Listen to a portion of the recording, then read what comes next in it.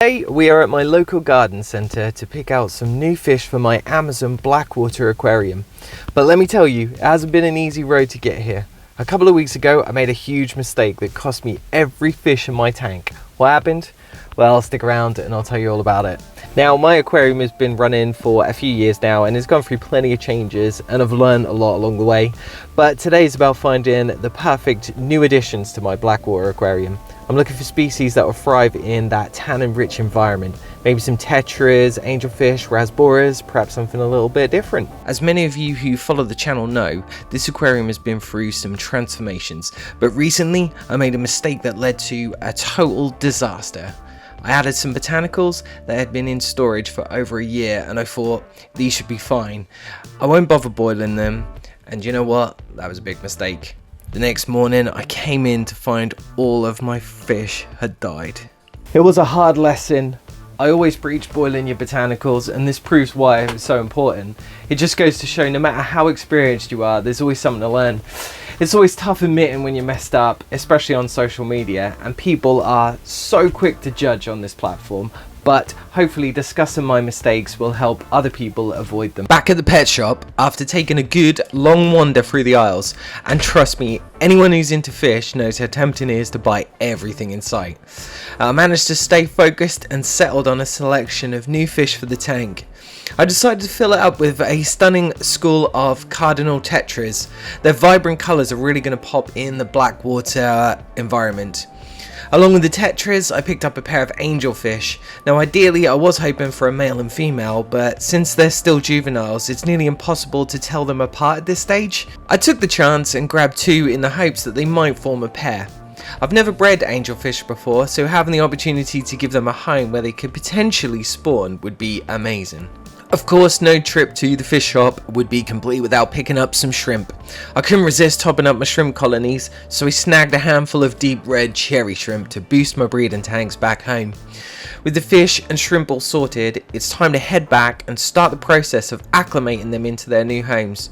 Let's get these new additions settled in and see how they transform. Here we are back at home and the new fish are finally about to go into the tank. We're going to get them acclimated and set up, but this time no shortcuts. Everything is going to be prepped perfectly.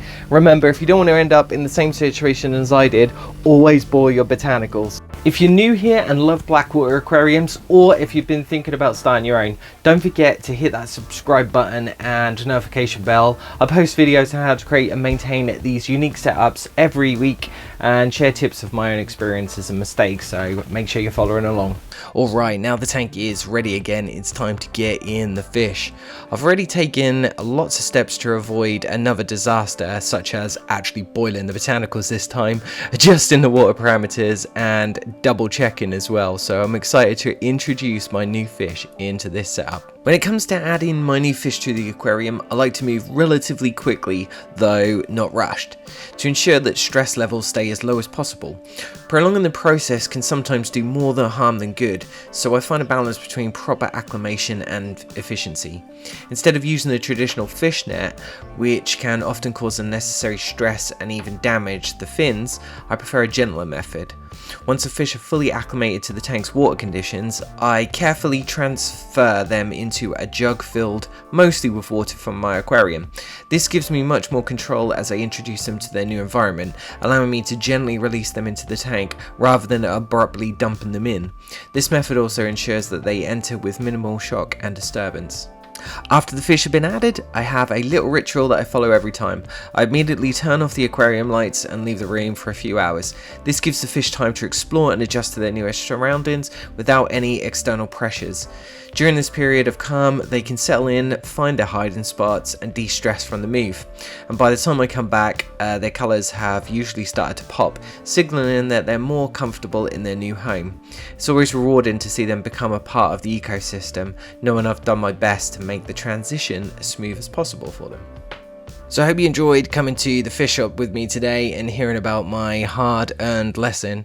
If you found this video helpful, make sure you give it a like and let me know your mistakes in the comments below. I'd love to hear your thoughts.